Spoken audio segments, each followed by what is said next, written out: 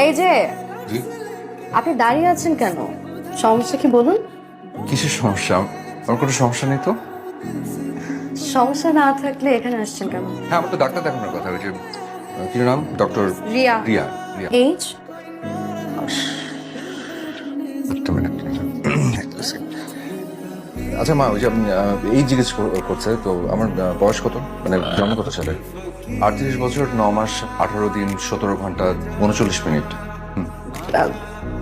বলুন আপনার কি সমস্যা? জি, তলপেটের বাঁ পাশটা প্রায় ব্যথা করে আর কি। দেখি কি? আপনার তলপে ও,